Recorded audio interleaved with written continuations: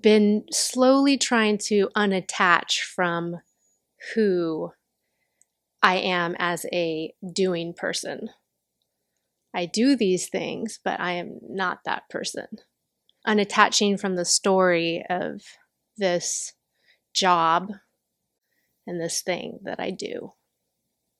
Because really, ultimately, we're human beings, right? So, it's really the experiences and the connections that I'm able to have with the people who are with me and receiving.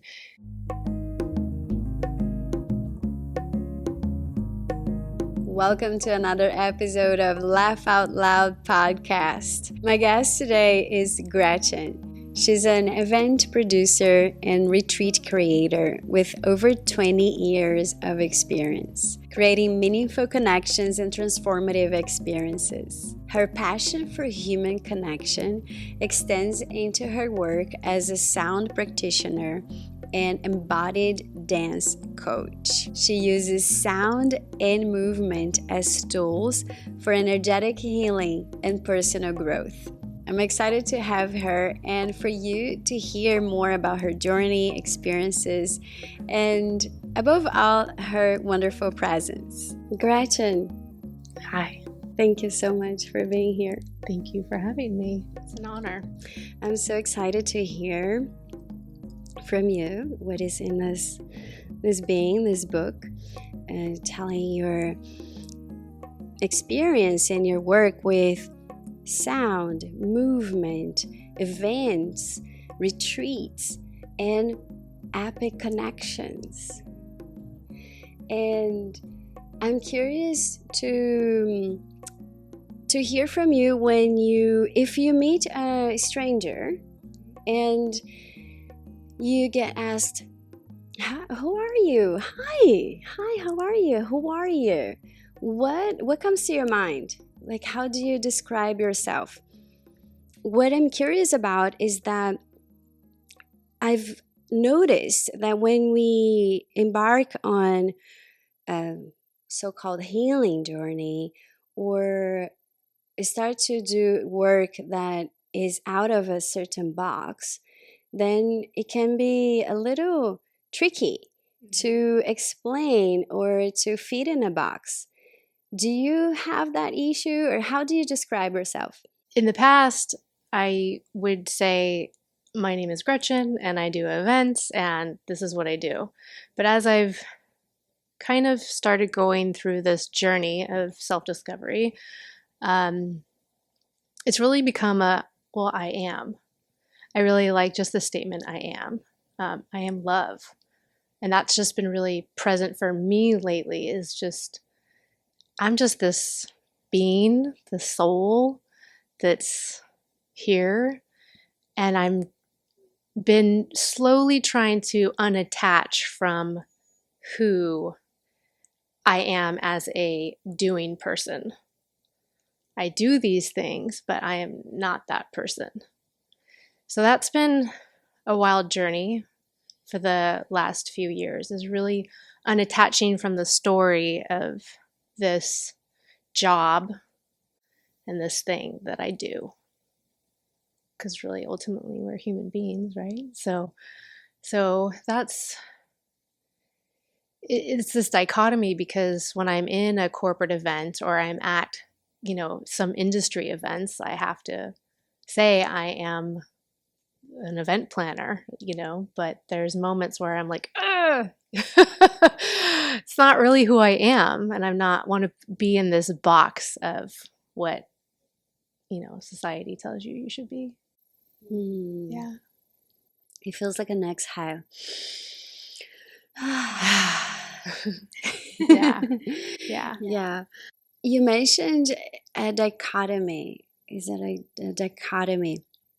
So it seems like we are dealing with a duality and simultaneously wearing masks, playing roles, while peeling off layers of labels and titles and job titles and boxes that we were told we had to fit in.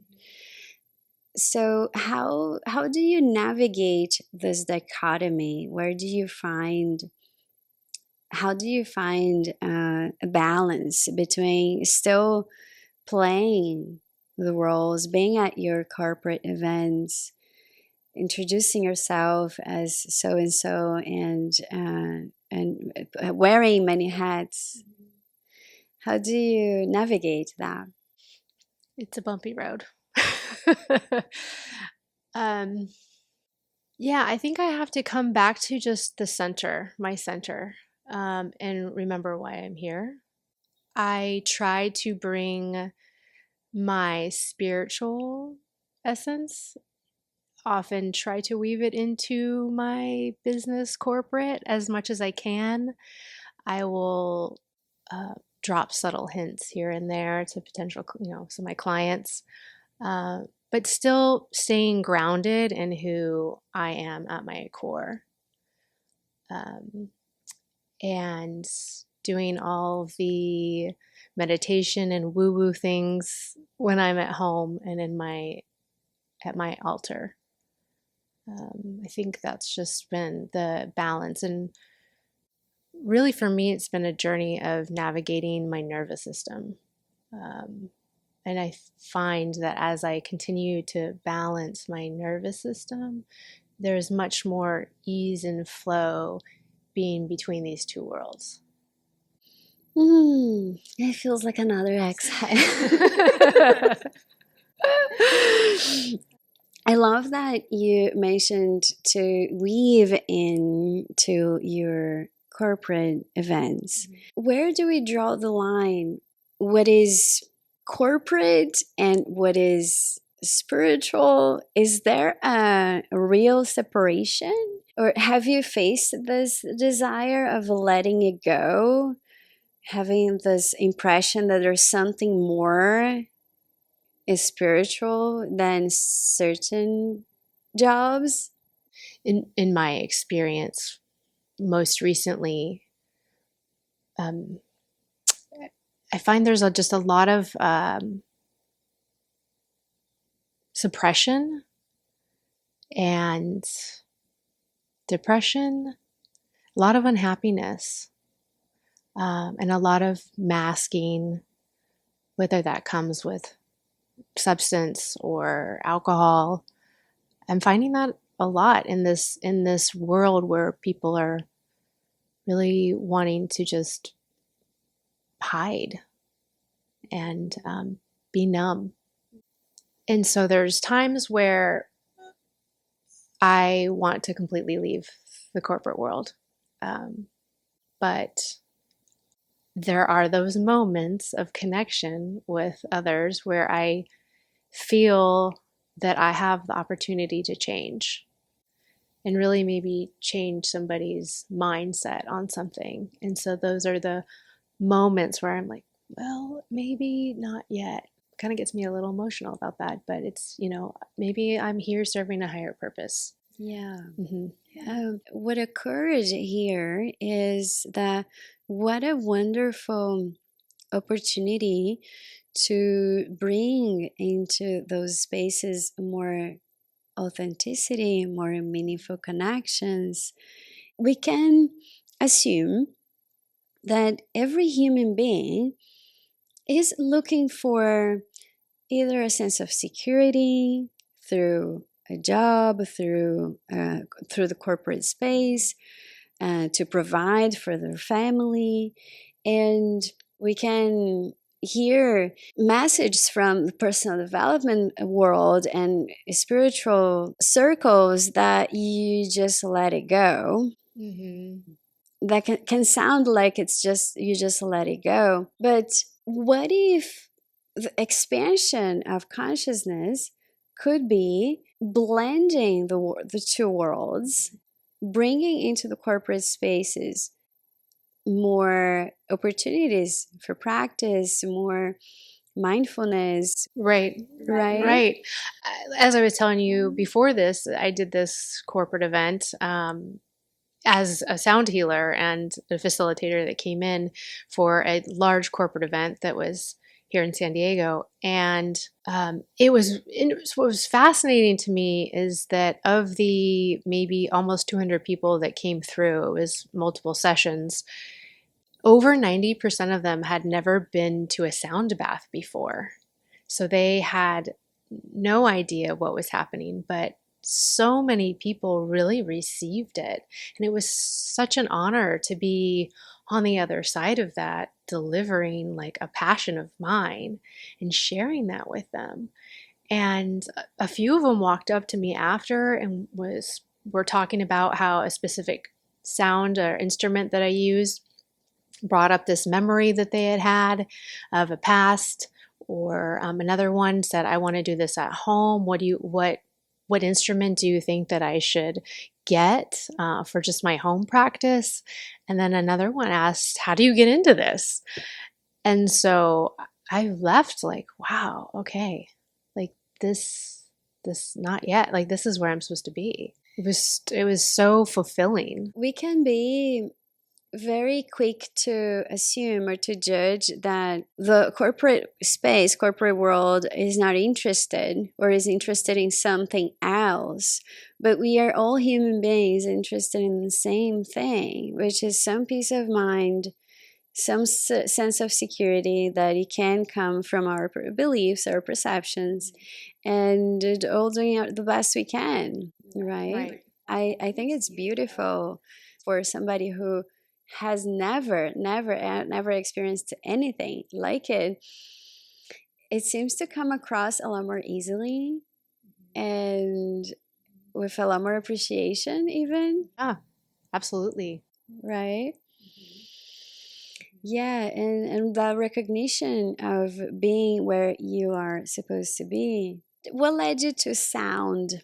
As a dancer my whole life, I've always been into music. Like music is so healing for me. And attending a sound bath, I was just like, wow, this is really different. This is unique.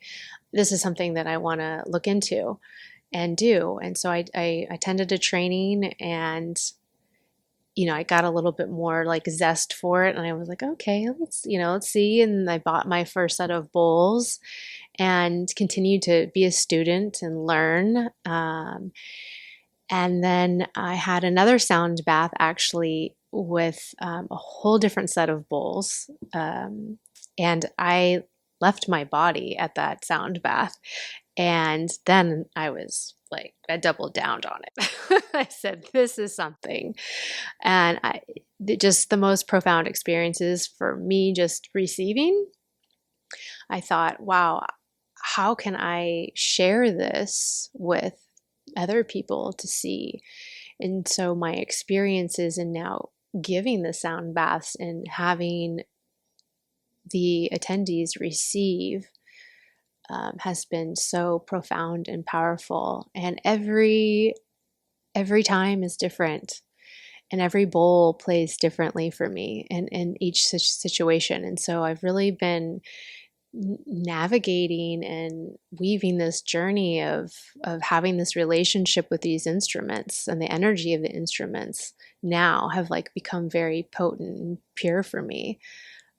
And so it's just been such a beautiful unfolding. And sometimes when I think, well, maybe this is not that this is what, maybe this is not like the main thing I should be doing, and then I have these beautiful sound baths, and then I'm like, oh, okay.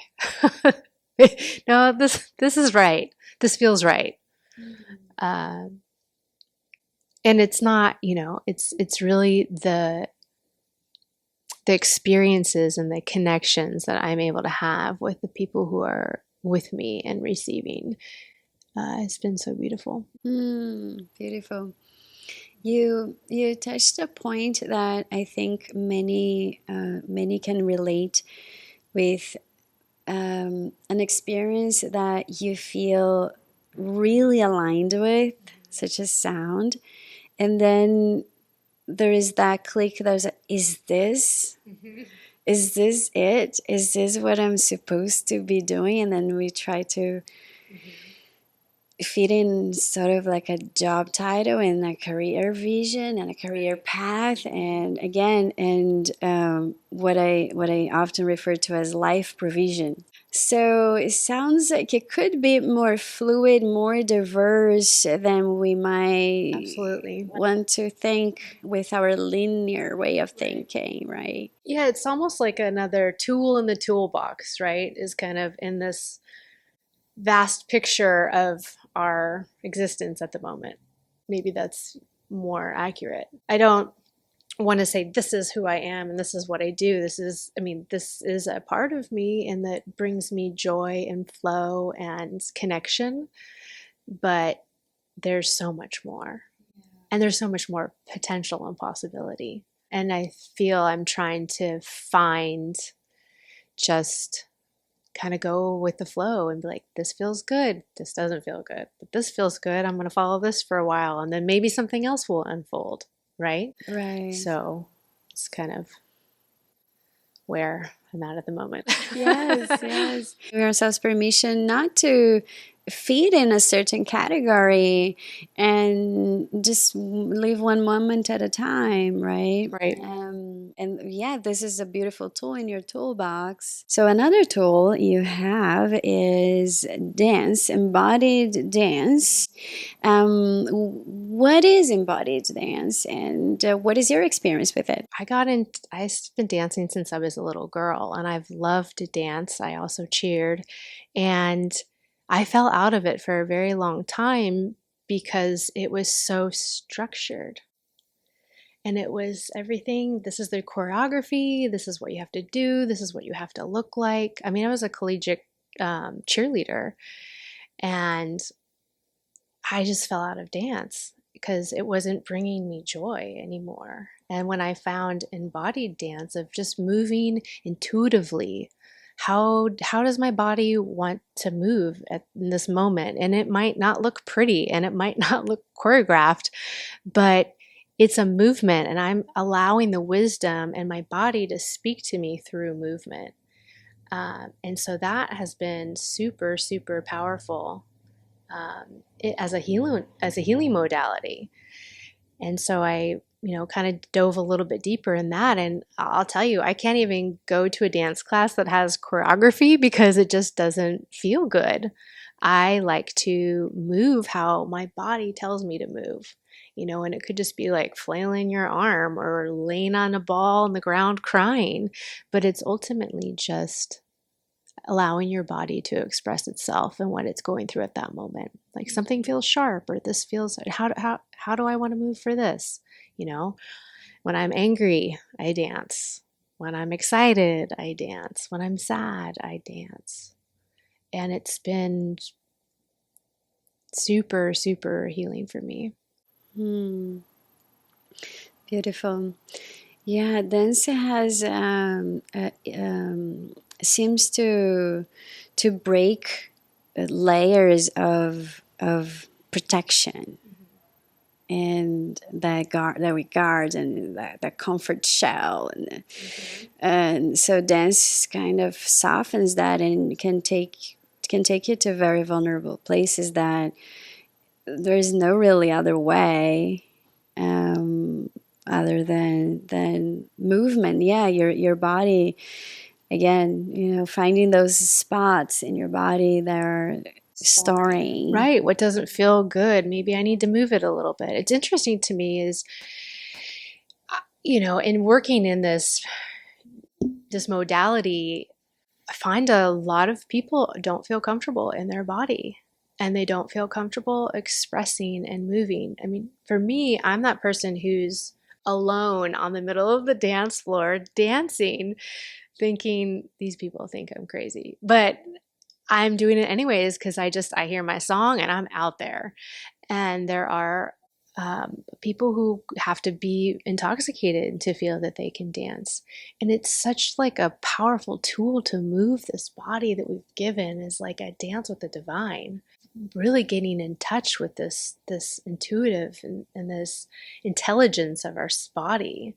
We're so much up here all the time. And so it's like, what does my body want? what does my body need in this moment that I can do something for it?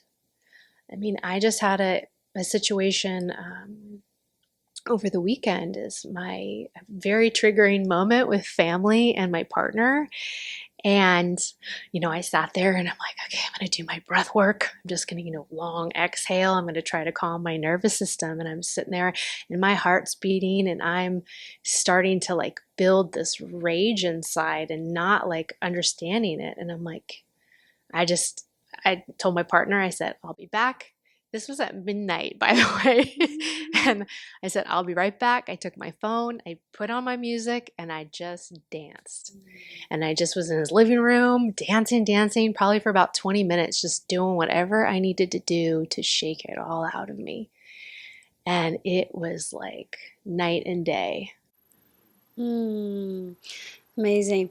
So, a couple of things, great things there. So, women and rage, women and feelings, and suppression, and a beautiful way of sitting with it and releasing it, and without throwing at somebody, right? Because our first mechanism can be, often is, to throw at our partner, at our family members, whoever is in the closest to proximity gets the blame, and that blame is it's giving our power away, right? Because that emotion offers a lot of power. I mean, we human beings, we weren't taught to embrace our emotions, our feelings. But since you focus more on women, but men as well, men are also learning to process emotions, learning the power of our emotions. How would you work with women who are not aware at all of how to sit with their emotions? And I am a double Cancer, so I have two water signs, but I'm very, very emotional. And so majority of my release has been crying as I grew up, and it didn't really feel super safe to be that emotional in my household. So over the years, we have all these tools in our toolbox. And so for me, it's really, and what I would sit with women is really what feels comfortable for you. I think I think it's important to know the variety of tools because one tool is, it's not one size fits all. For me, it's movement. It's moving my body, but I've done the breath work and I've done the crying and I've done the meditation. And you could do, I've done the raging and screaming into a pillow and punching the pillow. And, well, that feels okay at some points, but I think it's just learning and working through these different tools that we can, it's teaching the tools in the toolbox. And then ultimately, what resonates most with you? Because everyone's different. And for me, I feel comfortable with movement and with dance. Not everyone feels comfortable to fully express themselves through movement, but maybe it's crying and maybe it's raging and maybe it's throwing their hands in the pillow and in a safe and controlled way, right? Without projecting onto a family member or your partner.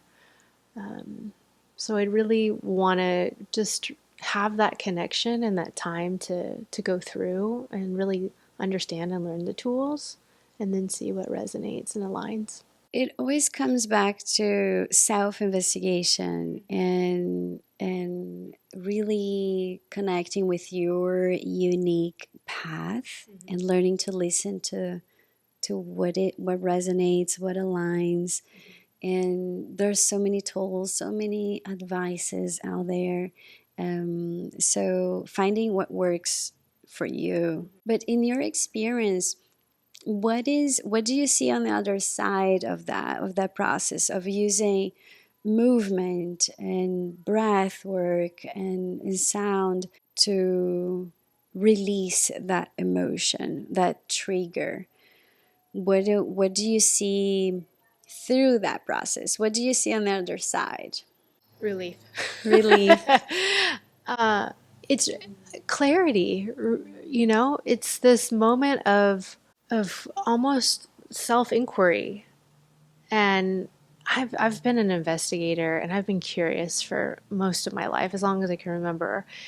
And it's really these tools have really allowed me to go deeper in my self-discovery and get curious on why. And then coming on the other side of that and releasing that energy, you know, energy in motion, you come to a little bit more of a state of clarity of like, oh, okay, I can see that now. I can see where I didn't put up a boundary, or that hurt me, or this, my inner child just wanted to be seen, but I didn't understand what that meant. So, on the other side of that, there's so much beauty in finding out more about yourself. Mm-hmm. Yeah. Wonderful. So it's worth it. I think so. The rage and Rage. yeah. Because it can be scary, right? Yeah, I'll say I've screamed in the car before and I scared myself. I was like, well, I'm loud. Yeah, many of us didn't have a safe environment or an environment where emotions were welcome. We didn't have that subject at school. Hey, let's learn how to process your emotions. We were told not to express most of the time, right? So we are now having this conversation about what are the consequences of suppression in your body, right? And your mental health. What are the consequences of not allowing yourself to feel what you feel? That energy emotion that we are, many of us are not yet familiar with it because we suppress. We learned to numb either with substances, distraction. I call that a pressure cooker. Oh yeah. Mm-hmm. Right. Right. So it can feel so intense that it can be scary. Mm-hmm. Right. So how do you navigate this fear of even going there, of even looking at those feelings? I'll be honest, sometimes I don't want to navigate it because it can be hard and challenging.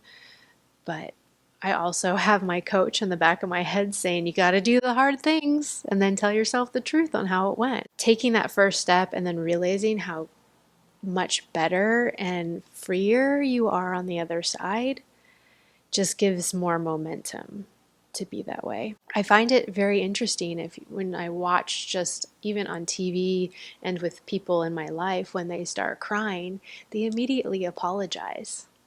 Like, I'm sorry because I'm having an emotion.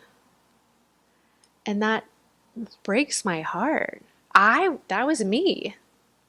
I had to go run in the corner and cry because I was highly emotional. But over the years, I've learned to just embrace it. I mean, I cry at sappy movies and I embrace that, but then I'm happy and sad and I cry and I just know, okay, this is me moving energy, and I don't have to attach a meaning behind it. It is. And can it be that? Does it have to be something? Honoring and trusting the intelligence of your body, that it's doing what it needs to do to move energy, right?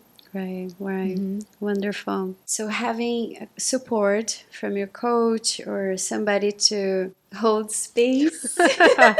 Yeah. To hold space for you or to encourage you that it's okay. Mm-hmm. So you can have perhaps a beginning of a process or a first taste of what it feels, moving through that wave of emotion, and then experiencing the relief, the clarity, the freedom, and more ease in the body. And I love that you mentioned not to give it a story, right? Yeah. Don't attach meaning to it. What can arise is, why is this happening? Who is responsible? What have I done, and what should I do? Yeah, the who's responsible, because it's all, you're projecting onto this person made me feel this way, which is not ever the case. Yeah. So who is it? Who is responsible then? It's a part of you. If it's not them. It is that person is reflecting something to you that's touching on a wound that you have that you haven't resolved within yourself. It's kind of like they're holding up this mirror to you saying, hi, what aren't you looking at? I mean, I have that part of me that's that little girl that wants to be seen and heard all the time and chosen. And there are moments when my partner might do something, but it's not intentional. But my little girl is screaming, see me, love me.